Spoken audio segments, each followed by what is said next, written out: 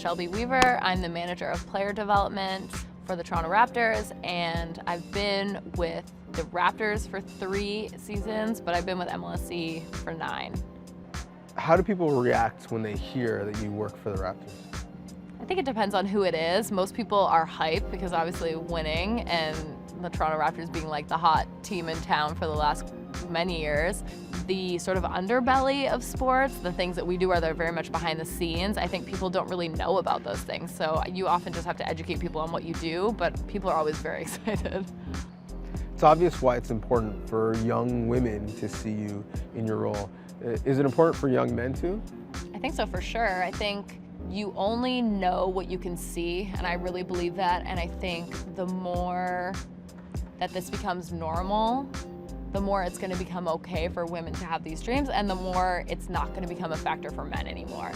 Girl gang, girl gang, girl gang. So I don't know if you remember this, but I was with you at a game, and an inebriated fan asked you if you were a cheerleader. And there's certainly nothing, there's obviously nothing wrong with being a cheerleader, but there's something wrong with assuming all females working with the team is a cheerleader. I kick myself for not checking him immediately, but you checked him immediately. What did I say? I don't even remember. You let it be known that you had a role with the team and you earned it. When you're put in a situation like that, how does it make you feel? I don't really care. I will always check people. I think it's in my personality. I'm not shy. I'm not scared to say what I think is right and do what I think is right. It's not something I've ever struggled with, but it is a gender stereotype of like what we put people in boxes for, and that's what I don't love. It's 2020, everybody. There's not a job that's just for women. I don't internalize it much. It doesn't weigh on me much, but I will check people in the moment. I just think it's something you have to do. Shelby's biggest quality is she brings guidance, and she relates that guidance from the player to the coaches and to the organization as a whole. When Masai took the GM job here, there was 1 female working with the team. There's now 14, not long afterwards. Why has he been able to make that impact? Masai is a very smart man. What Masai knows, and I think what we live out here on a daily basis, is the idea that diversity is a competitive advantage. You're never going to push boundaries, achieve greatness in an environment where the same people talk to the same people.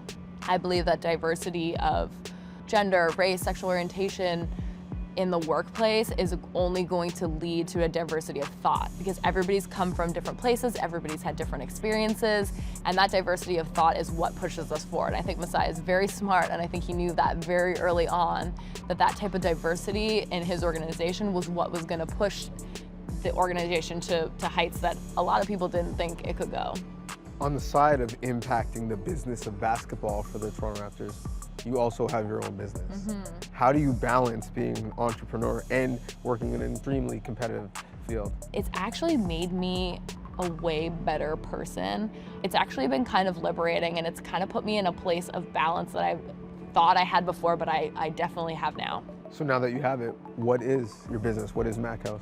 So Mac House is a self-service sneaker customization studio where people come in and bring their own sneakers, and we teach them how to make their very own custom pair of kicks, and they're doing it all themselves. If you now in your career could say something to your younger self about what your journey of basketball would be, what would you say? I think what I would say to younger me is let it go. And that's a very simple thing that I think applies to so many different places. I think there's so many things that we hold on to and that we fret on and that we worry about. And when you look back a year later, you don't even you remember the stress and you remember the worry, but you don't remember what it was about. And just being able to let it go is like maybe the best thing I wish I had learned maybe a little bit earlier.